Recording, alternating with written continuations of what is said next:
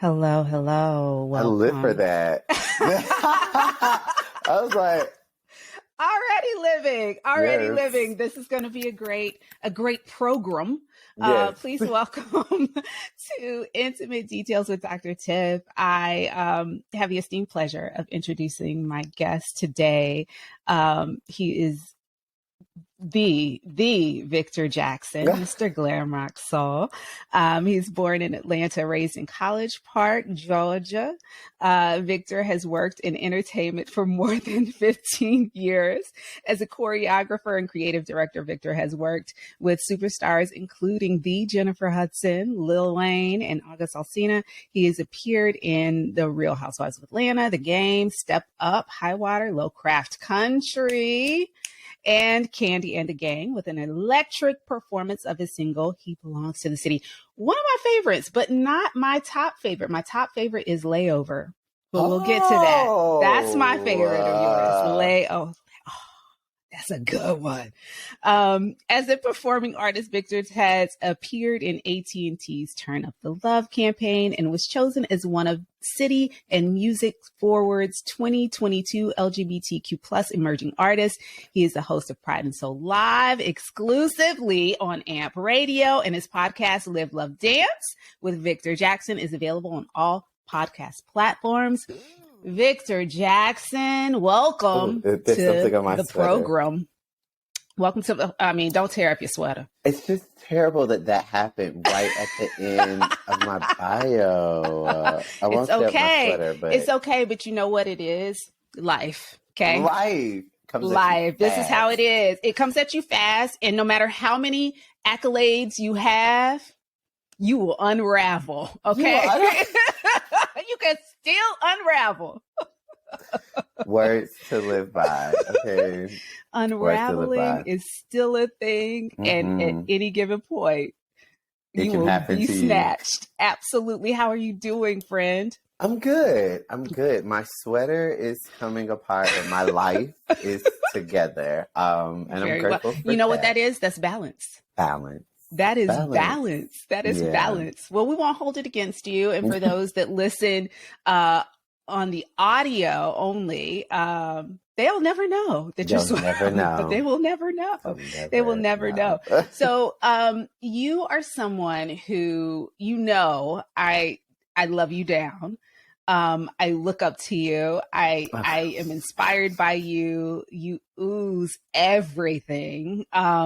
You're someone that I just like. I feel like we've had a lot of people, a lot of dots between us, like mutual friends and connections and things like that. But we never met until church, like a couple of years ago, and someone introduced us. But ever since then, I'm like, that is my person. Yes. That is same. That's my human. Same. So, for the people out here who don't know and maybe haven't heard of you, but maybe know of you, but just don't know who you are as a person, I wanted to kind of do a bit of a deep dive and just get to know you, and we can talk about, oh man, all of the stuff that you do. Like, you are one of those people who's truly, truly, truly a multi-hyphenate. You just do the things. And I feel like if you haven't done the thing, it's because you don't want to do the thing, or you haven't done the thing yet. So yes, ever evolving and just, yes. So let's get started. For those who heard that amazing, amazing bio, we know you're from Atlanta. We know you're from College Park, but what people may not know is that you come from a very musical family. Yeah. A very musical family. So tell me a little bit about what that was like, what your life was like, kind of growing up in a household full of people who, as far as I can tell, are multi-hyphenates as well. Yes. It has to be a very busy time as a kid. What was that like? No, it's wild. My parents met in choir in college. So Cute. they both did they go to Talladega? They went to Talladega College. That's right. And my mom was there on a music scholarship. So like, it's really in their blood. My mom's dad was in like a singing group in the 60s. My dad's mom was like a gospel artist or on the like Atlanta church circuit. Yeah. So I don't I don't remember a time in life where I wasn't surrounded by music. And to then be the oldest of four siblings and watch all my siblings be able to sing, be able to dance, and grow like a love for art, performing arts as an expression, and see how that has like manifested in all of their career paths and journeys in so many different ways. In so many different ways. Me and my sisters, Aisha and Dree, were texting today because we helped one of Aisha's friends on like the marketing for her solo concert. And Aisha's like, yeah, I told her I would come on as a producer. What do you think about this artwork? And I was like, send me the file. Let me play around with it. And so I played around with it overnight. Dree was like sending notes. And this morning, Aisha was like, I feel like we need to like do this now. But I mean, it's done. That's the thing with you. It's like by the time, and I've watched like so many things evolve and manifest in your life, like at a distance. But like by the time you think, maybe I should do this, you've actually already done it. Yeah. And then the idea comes to you after the fact that you should do, maybe I should creative direct. Baby, you've been creative directing. What are you talking about? Right. What is that about with you? I think it's about language. You know, when you are doing something, but you don't know what to call it. I was choreographing before I knew that choreography was a word. Truly. I didn't take my first dance class until I was 17. So wanting to take a dance class and kind of experiencing that world, from the outside looking in, I wanted to do what they were doing, but I didn't necessarily know what all those things were called, from technical terms to, you know, job titles. So now I'm playing catch up, it helps keep my awareness keen. Absolutely. Well, I want to dig a little deeper into that. Like for someone who has become so successful in I don't want to say a very short period of time, because I know you've been doing the thing for a long time, but for someone who didn't take their first dance class until 17, who is choreographing like everyone, and someone who came from a very musically inclined, entertaining family, a family that was kind of bred in entertainment. Tell us about what kept you from dancing until 17. Well, it's funny because you said a family that was bred in entertainment. I wouldn't say we were bred in entertainment. We were all musically inclined, but the primary and almost singular route for that expression was church, per my parents. My dad's a pastor and my mom's a teacher, so there were two routes, either church or school. But as far as like R&B music, secular music, those things, we weren't the Jackson 5 in that way. But no, what kept me from dancing was my dad didn't want me to take dance classes. It was very clear. Very clear cut that he did not want me to. It's very clear cut that he did not want me to, because at that point in my life, they were aware that I was different, that I had a connection to my femininity that most boys my age did not have. And that was not something that they wanted to encourage. And so they saw me taking dance classes as an encouragement of that. And so, no, I was not allowed to take any dance classes. But then I started the dance ministry at my dad's church. So, you know, hallelujah. Before I took a dance class. You know, it is, like I said, it's kept my awareness keen. And now that I know what that means, I can kind of move with a different power. Isn't that funny though, how like even without that awareness and without the encouragement, right?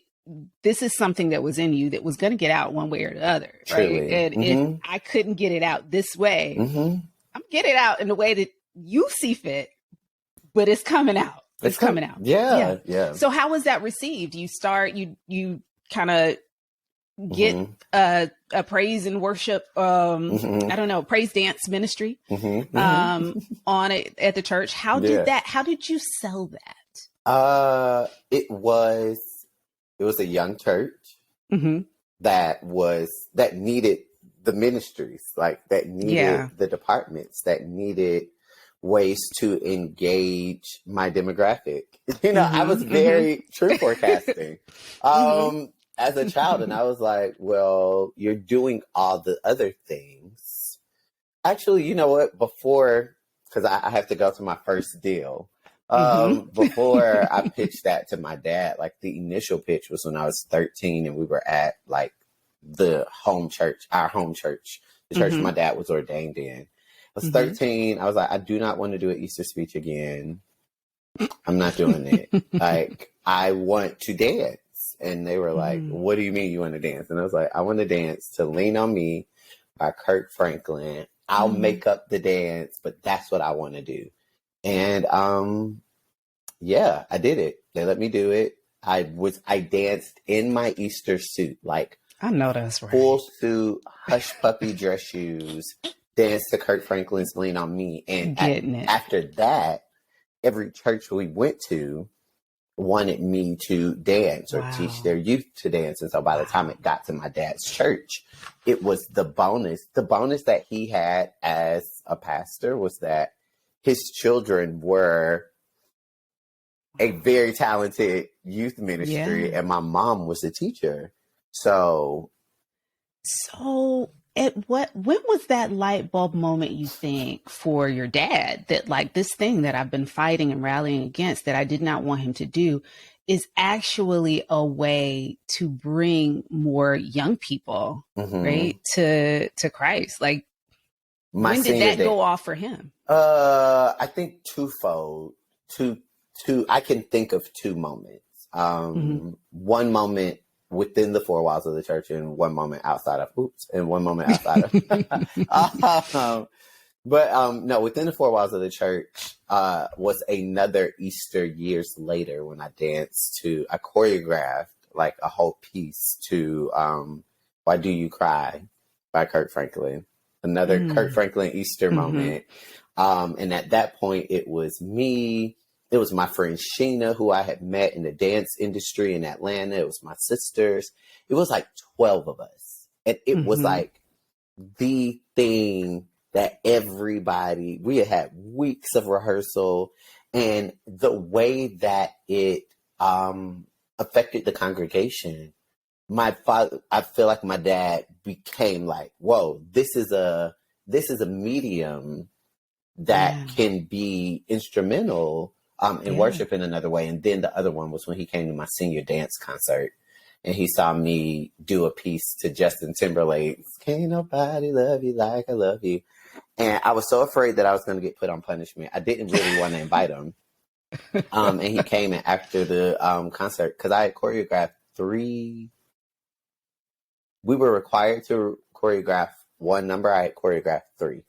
And my dad was like, you're actually really, really good at this. Like, and I think those two moments were moments that made him be like, in both worlds, inside of church and outside of church, this could actually be like a career for you. Yeah. And so how do you think, how did you negotiate or help him to negotiate reconciling that, like, this is something that I love, right? But this is also, you're starting to see more of who I am by accepting this part of me. There is a layer to me that you've kind of rejected in a way and said, this does not fit in with the church as we know it. This does not fit in with what I want to present, right? What he wanted to present, not what you wanted to present. How do you think that dancing and being able to facilitate and do that within the church helped him to see you as a full and actualized human with many layers, some of which he may have not agreed with? Yeah. My dad always says that his children are his greatest blessing because they've given him access into rooms that he wouldn't have been in otherwise. Wow. And he doesn't say it from a position of like, you know, social status, but from a position of like interaction with people who are different from him, and being immersed in community with people who are different from him. And I think that was really what it was. The more my career progressed, the more my dad found himself around different types of people. And he saw that like the dance industry wasn't just a bunch of homosexuals, to be frank, but it was, and really like it wasn't monolithic.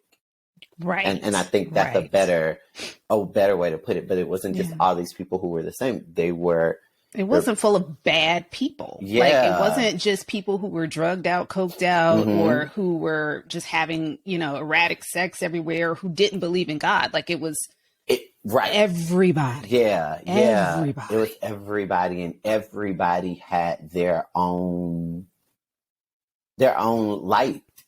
Yes. Everybody had their own divine light. And I feel like that is something that that's the conclusion that we're all coming to on like a daily basis in different ways with different people groups and under different circumstances. But yeah, I think that's the thing that has been the most, it hasn't really, like he definitely appreciates me as like an artist. Like he'll send me clips of things and he'll be like, oh, this looks like something you would have did. Like he's very, very like, I have a upcoming opportunity that I actually like shared with him first because he had sent me a clip of something within the same realm. And I was like, well, you called it in, here we go. Right. So yeah, I'm seeing, I feel like as that appreciation grows, I'm seeing some of his prayers and hopes and dreams like manifest through these moments. And I think for him, that's the largest sign because it's a sign, it's a divine sign. Like, it's a big sign. So, that's pretty amazing. You've taken several pivots as well in your career where you fell in love with things and you've also walked away from things. And I know that there was singing also. Dance is a major love for you, but singing is also a major love for you. And there was a time when you walked away from singing. Can you tell us about that? Yes, I'm getting comfortable. Please do. Cozy in. Cozy in, friend. No, for me, what like a lot of people, the world met me as a choreographer first. But anybody who knows me, anybody who knew me before TV, knew me as a singer. Elementary, middle school, high school, honors chorus, all-state choir, governor's honors, classically trained vocalist, musical theater. Like singing was the thing that basically I inherited. And so it was the thing I did first. Dancing was something that I saw as like, well, you have to have both. You can't just sing. You have to sing and dance. And so I decided only a few can stand up there like a stick and not move. Yeah, I was only like, a few. And I was like, I was very like, I was like, oh, I can do that from having to do that at church. You know, singing at church did not involve dancing. So it was like, you know what I mean? I was like, I can access that deep emotion. Right. But I also want to be able to like show emotion in a different way. Absolutely. And I don't know,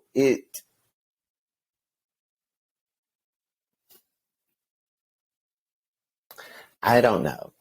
I feel like there are many, many times in my life where I have asked God, like, why is this something that I've cared about so much that I like can't let it go?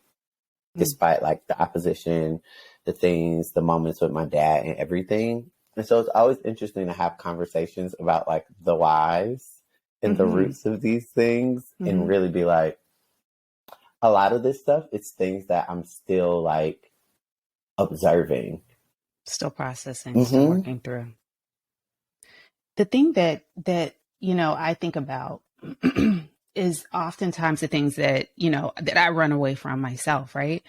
This podcast being one of them.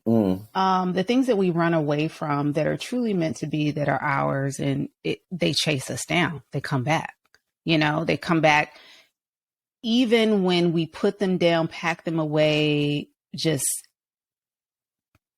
rebuke it, right? They come right back. And a lot of times I feel like, just listening to your story about even your dad and how this one thing that he just, in a sense, ran from. It was your thing, but he was just like, nah, we're not doing that. We're not doing that. We're not doing that. But then watching that happen and being an outsider, watching it happen and realizing this is exactly what I need. This is what sustains whatever it is, whatever that thing is. And it feels like, music has been that for you. Yeah. Music has been that thing that fed you, that held you, that comforted you, that it was another vehicle in addition to dance that showcases your light, but also sends a message to people. It brings forth so much emotion and clarity and just all the things. The interesting thing was dance was my thing. It was like music was an extension of my parents. And so, and thus like a nucleus moment within my family. And when my brother Vaughn passed, I was really just like, this becomes too triggering. There are too many memories attached to this. Whereas with dance, it was kind of like my own world that I had built. Yeah. For myself in my own safe haven. And it's so interesting to hear you talk about my relationship with music in this way. Somebody posted a tweet like earlier this week and was like singing my song and was like, if y'all haven't heard this EP, get into it. And it's about to come up on like 3 years since I released Venom. And I've really been like, 3 years. Yes, that's like, and I was like, I felt like what I said felt really abstract, but I was like, I can anchor this. I can anchor this in real, like, it is really like in listening to you talk about my music, and I'm thinking about the post from Twitter and like how people responded to that post. I pushed music away because I felt like it was something that I had control over, like something that I could connect to or disconnect from. But back to what you were just saying in your description, it is very much like hardwired in me. And the thing with that is in that moment, it can comfort me and be there for me, but it's also attached to so many memories and like devastating moments that I really just like interact with it. Sometimes you need a break. Yeah. Sometimes you need a break. Sometimes you need a break. I think, even in that message though, the important thing to remember is that music for you is a way to connect with people and for people to connect with God through you. Yeah. It's the vehicle. And it really is, I hate to say it like this, the gift and the curse, but it's that thing that you are absolutely gifted to do, to be able to do. But that means that you can maybe put it to the side, but I don't know how long someone like you is able to actually get rid of it, because I feel, this is just me knowing you, right? I feel as though God uses your voice to deliver messages. And the moment you stop singing, truly stop singing and just avoid it, we stop hearing those messages from God through you. So it's okay to take a break. Fine, I'll take it. Wow. Well, I would like to close my computer and just end this. Thank you. Thank you and good night. You can send the invoice. You know how to get in touch with me. Wow. But that's what I think. I mean, like, we talked on the phone a week and a half ago. Mm-hmm. You could have just said this on the phone. You didn't have to. Saved us a whole bunch of time. What I will say, like, to that illustration of, like, being a connector, being a bridge, in a divine way. Mm-hmm. It is so overwhelming to know that. Yeah. Like, it's so overwhelming to know that. And it comes with, I was like, somebody had reposted something that somebody, and it's these artists, all kind of just like talking about what it's like to be an artist. And I was really just like, y'all, this song that is in my head, that I have a voice note of, that I cannot stop singing, I cannot find a producer for. And my friend was like, maybe, Victor, and you probably don't want to hear this, but maybe this is God's way of getting you to produce it. And I was like, well, yeah, you're probably right. And here we are again. And like at a point of taking a leap. Right? Yeah. Of trusting myself in the things that I have never, titled myself officially as. Done. Yes, officially done, but have absolutely done. Yes. And it's so wow how you said that. I quantified it. You said, okay. And you circled the block and you came back. And you pulled right up on the side of me on the sidewalk and said, get in the car. And I said, okay. And yeah, because that is the constant kind of creation cycle of being like, of being Victor Jackson. Of being Victor Jackson.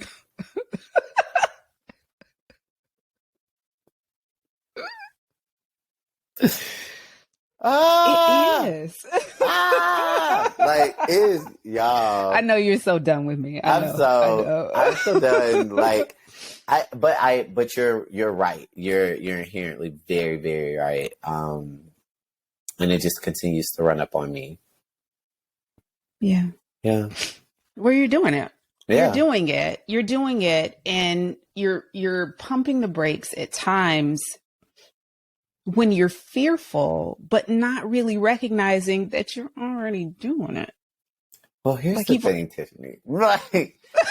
No, because the last week, prompted by our last conversation, has been God consistently showing me all the ways that I'm already doing it. And being like, so shut up and just keep doing it. Yeah. Okay, fine. Let's check these things off the list. We've got some accountability here. Some folks can check in with you after they listen to this, because I mean, it's all out here. And if your name isn't on the producer credit for this next single, we'll come back to the table. Okay. Yeah. Wow. We'll replay and come back to the table. Wow. Now, so it's on Twitter and on a podcast. So here absolutely. we go. Absolutely. Got it. Absolutely. Bottom line is your voice, right? Your voice is something that we just can't deny it.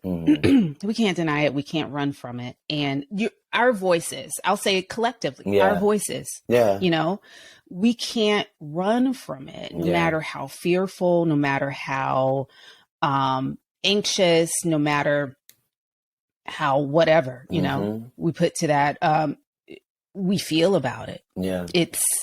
It's given to us, and it's given to us with a purpose. And sometimes the burden of that purpose gets quite heavy, or we get intimidated by it. But what we have to continue to remember is that this is something we were given. Yeah. Like, it's ours. We need to use it. Yeah. And you're here to use it. Yeah. And it doesn't mean that you can't lay that down sometimes. Mm-hmm. But if it is truly yours, it's coming back.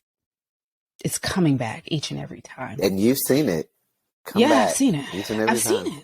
I've seen it. Now, yeah. What prompted me to think about you for this episode, mm-hmm. and you know this, you had posted something a few weeks ago from one of your recent shows, mm-hmm. And really talking about the fact that you had a huge pivot mm-hmm. in your career. And I want you to talk with everyone about that, because for me, when I was thinking about this new season of this new show and kind of what I wanted to focus interviews on in this first season, I really wanted to talk about pivots that people made. I made a humongous pivot in my career as a result kind of the pandemic, thinking I was going into 2020 doing one thing and then being slapped across the face and realizing that was not happening, no matter how much I wanted it to. Yeah. And ultimately going down a different path that I did not expect, but still coming out in 2023 in a great place. And I recognize that with the post that you made. So can you tell our listeners about that post? And again, I know we keep going back in circles, but just I just feel like, but I feel like it's so many, because like so much. That cabaret show, the Muse Effect is the cabaret show that I'm referring to, as I just casually call it, the cabaret show. The cabaret show. Was born out of a series of pivots. Like, it wasn't just one pivot. I feel like the pivot that I was able to speak about, and I believe this is the Instagram post that you're talking about. You know the one I'm talking about. I hope give me a clue so I can make sure that I'm talking about the right one. What God told you to do. Yes, right. After you had, yes. Right. So we're there. You know what I'm talking about. We're there. Okay. We're there. I'm just making sure. But yeah, so basically, the pivot that I spoke about in the clip was basically God had told me to postpone this show that I had been working on. I had been working on this show for like 4 months. Just really like, and working on it, not prioritizing it, but working on it. And in not prioritizing it, things kept like slipping through the cracks. And I kept like running and jumping and saving and boom, boom, boom, boom. Yeah. And it got to like the day of the dress rehearsal. I had like done an IG live on Glad's Instagram, like, come to the show tomorrow. Whoa, it's gonna be amazing. Doing the most, promoting. And got on stage in the middle of a dress rehearsal with no costumes, mind you. Because things are getting altered and this is changing and this is changing. God was like, postpone this show. And I was like, I really want to do this show. And I'm ready. And God was like, you're not ready. The show's not ready. The costumes are not ready. The show ain't ready. I'm thinking about Adele when she canceled that Vegas show. It's like, the show ain't ready. It's just not ready. Yes. And I think, and then, some 9 months later, I did the show again. And that clip was right after I had performed Venom. And Venom is the song that will be 3 years old in May. Amazing. And the way the crowd screamed after it, God was like, this is what you get when you wait. And this is just a glimmer, because that sound in that room set off a million prayers into action. Because all 175 people who were in that room agreed with me that this music and this storytelling and this perspective is valuable in the world. And so everybody walked out seeing me fully as Victor Jackson, the artist, the creative director, the choreographer, the storyteller. And all 175 people who left that building did not have a doubt. And God was like, that is what I wanted you to realize. I wanted you to plant a seed that could not be uprooted. And the show 9 months ago or a year ago at this point wouldn't have done the same thing. And I've watched my life be a series of moments when I'm going down a path, minding my own business, bobbing and weaving, thriving and surviving. And then God gives me a fork in the road. And I sit there and I pray and I tarry, and God says, go left. But there's this, like, there's a straight. And I'm like, but I can just keep going this way. Like, I can see what's there. I can, and God's like, this way. And there's so many times that there had gotten to be so many times at the point of like 2015 of me being like, nah, well, I'm going to try this and see what happens. That I was like, God, when God told me in 2015 to come back to Atlanta and start working on music, I did it. And 2023 marked 7 years since I moved to LA. And God is like, I'm just showing you that I can redeem the time. I can redeem the 7 years that you stopped doing music after Vaughn passed. I could redeem, because during those 7 years, you worked with Iggy Azalea and Jennifer Hudson and August Alsina and Summer Walker and Candy Burris and was on all these shows. So those relationships go with you. And that those relationships and those experiences inform this music.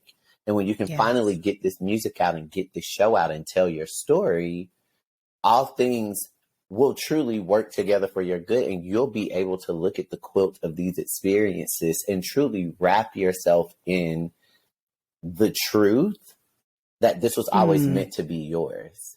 It's just like prickling your finger in that quilt making is a bitch. But you have to, like, you have to stick with it. And that's why I'm so grateful for like truly, truly organic and divine moments where like I can have that show.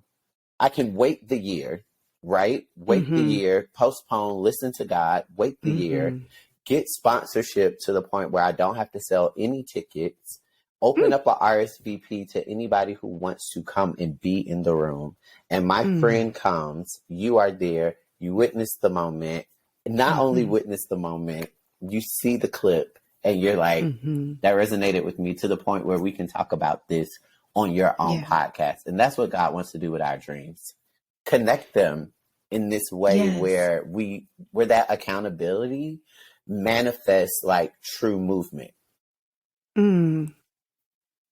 My God. Yes. Agreed. Yeah. Agreed. So that's the video clip. But like, that's why I was like, it's so wild because we get to those points of those pivots.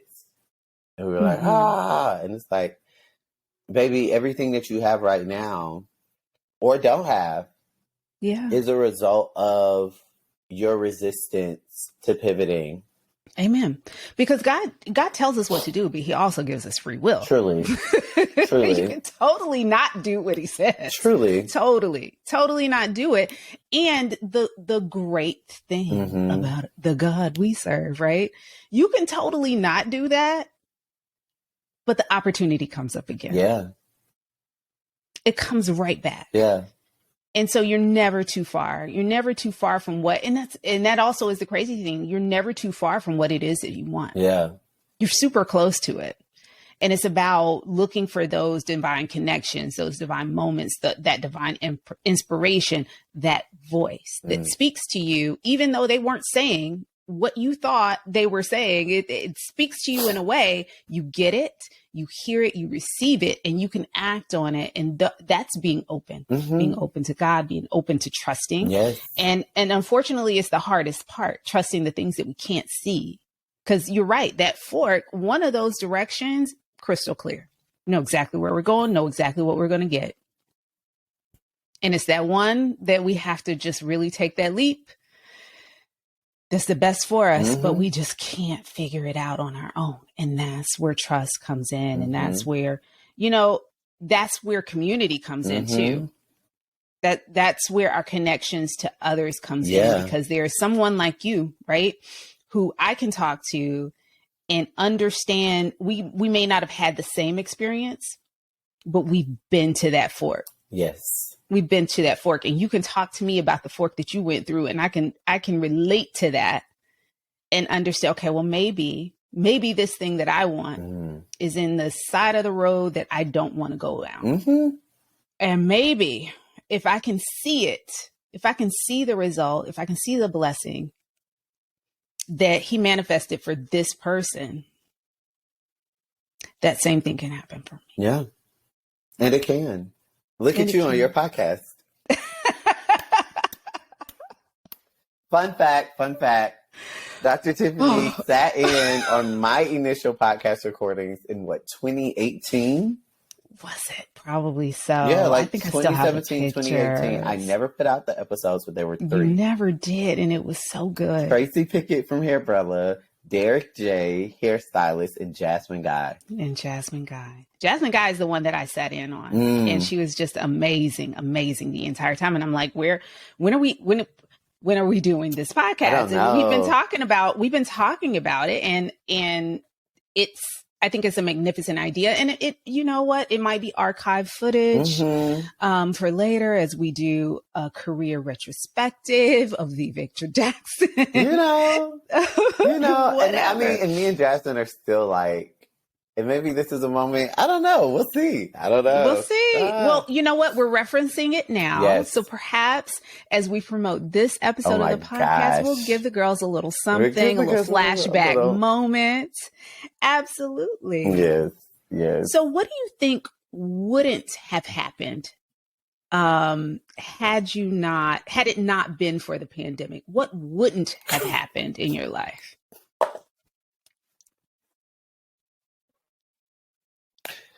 Woo! Am I uninvited from our little soiree tonight?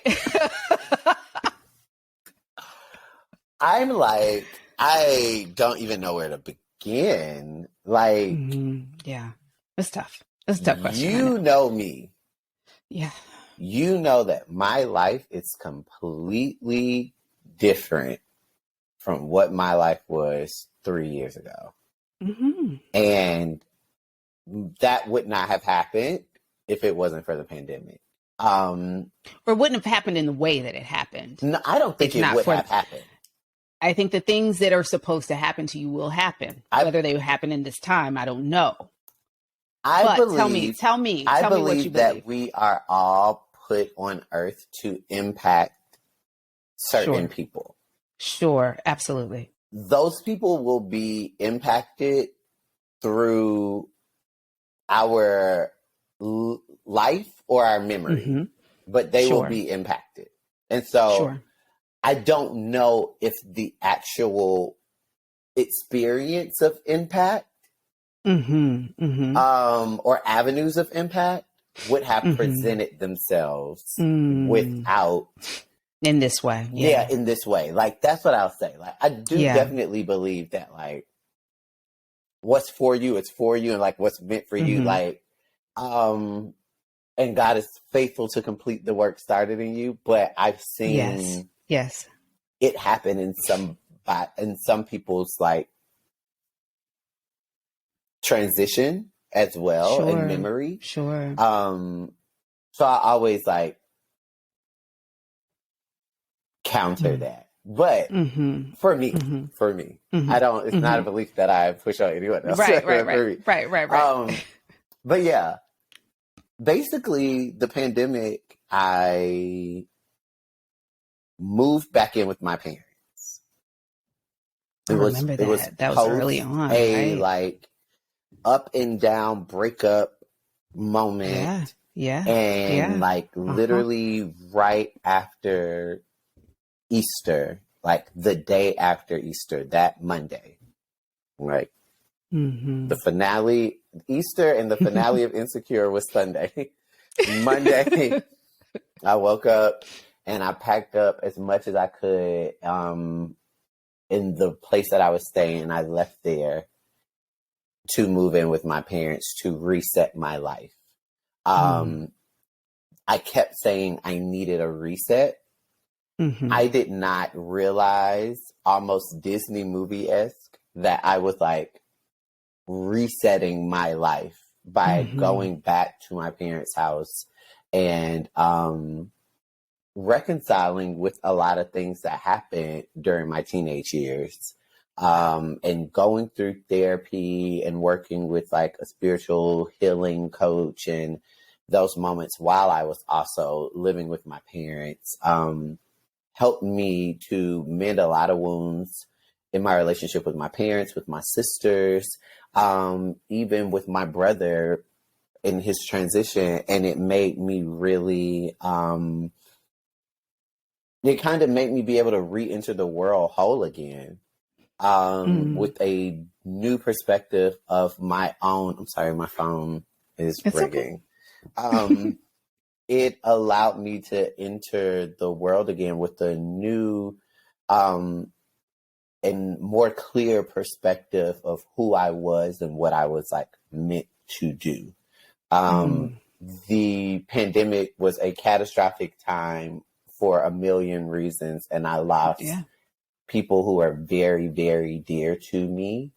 But that time of pause also gave me an opportunity to look at my life with higher stakes and really realize that like I needed to make some changes that were in service to my purpose. It's interesting because I remember walking into the pandemic as well and feeling as though this was about to be it. It's 2020. Like we were all geared up for 2020. I had and we written started out my year. Of course. I was in New Zealand for 2 weeks. You were. I remember that. I had written out my because you had auditioned for that Broadway show around that time and then ended up. Yes, I remember. I had my whole, literally, I had at least January to October booked out. And I was going to use January to October to completely avoid my living situation and relationship situation by jet setting around the world and being an international teaching artist. And I was like, did that. Like truly was like everything gone. Yeah. And I had to make decisions that affected Victor Jackson, the person, and not the performer. Yeah. Yeah. I think we thought 2020 meant clarity. We thought and it meant clearing out. Yeah. That's what it meant. Absolutely. Absolutely. And I think it does mean clarity, but I think we thought we were going to get clarity. I think we thought we were going to, our lives would just transform in that moment. They did, but not in the way that we thought. Oh, we thought it was going to be magical and mystical and like. Yes. And it did clear the clutter. It cleared the clutter. You know, it leveled some playing fields, cleared the clutter. And I think we did walk away with a different type of clarity, something we couldn't have anticipated or manifested on our own. But it was something that was definitely necessary for many of us to move forward. Yeah. And it's unfortunate that it came in a form of a pandemic and that so many people lost their lives because of it. And so I'm going to ask this last deep question. Because within the pandemic, we all realized we were intimately aware of our mortality. You know, we were literally deathly afraid of catching COVID. And while so many people lost their lives because of this, because of the pandemic, because of COVID, let me ask you, Why did you make it through? Not how, but why? Why you? Because it wasn't the end of my story. And I say that specifically from the lens of being a Black queer man living in America and working in the arts. The AIDS epidemic in the late 80s and early 90s took out a whole generation of singers, dancers, actors, choreographers, writers, lyricists, and left a void that I would venture to say the Renaissance across the diaspora of visual and performing arts is now starting to fill and mend as you see, Terrell Alvin McCraney and Danye R. Love and Michael Kilgore and Duran Bernard and Elegance Braxton and like all of these Black queer men filling in the gap that was left from the mass genocide of the AIDS epidemic. I believe that through COVID, the main why for me staying alive was so that I could continue telling my story. And I believe that that has manifested not just in my music or even work that I do with clients, but in the opening of opportunities for me to tell my story, either through corporate activations, through panels, through my own podcast, through my own radio show. I do believe that the why is so that I can remain in the earth realm telling my story. Absolutely. And so I, through a lot of wrestling and a lot of, constant meditation, for like clarity and grace, I continue to tell my story, and I continue to tell the story of how a little unique boy from College Park grew into this Black queer man who has traveled the world off of being himself. So that other people and it's can changing the world. Yeah. And it's changing the world. Yeah. It's creating an imprint and an impact on the world. Yeah. By just being himself. Yeah.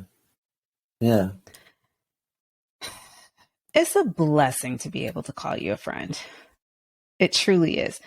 Victor Jackson, please tell the people what's next for you, what you're working on, where they can find you, all of that kind of stuff. Yeah, you can follow me on everything at Mr. Glamrock Soul, and my music is available on all streaming platforms. Just search Victor Jackson. And search Layover, because that is here's the thing. Here's the tea. What? Don't tell me. Here's the tea. Layover is only on YouTube.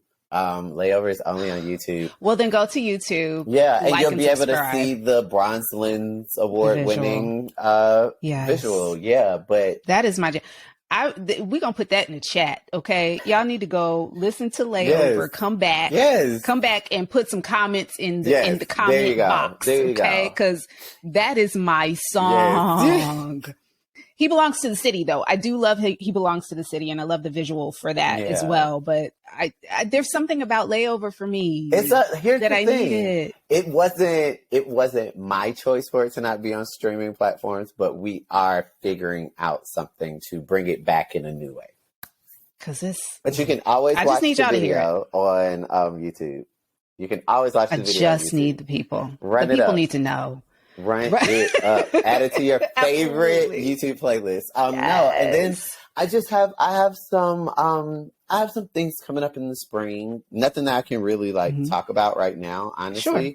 But it's all shaping up to offer everybody an opportunity to approach the week in a new way. So I'm really excited about that, and I'm excited about how it can really spill over into all the things that I do. So just be on the lookout. I will stay Follow tuned. Me and you'll see. Absolutely. Yeah. And they can follow you at Mr. Glam Rock Mr. Soul. Glam Rock Soul on. And that's also the website as well, yes. MrGlamRockSoul.com. Yes. Victor Jackson, you are an amazing human. I love you down. Thank you. I am so thankful and grateful that you agreed to do this podcast and share your brilliance with everyone that listens to this episode. And I hope that people will walk away with some sort of inkling, not only of who you are and how you are, but the light that you carry and bring throughout this world. And I'm hoping that they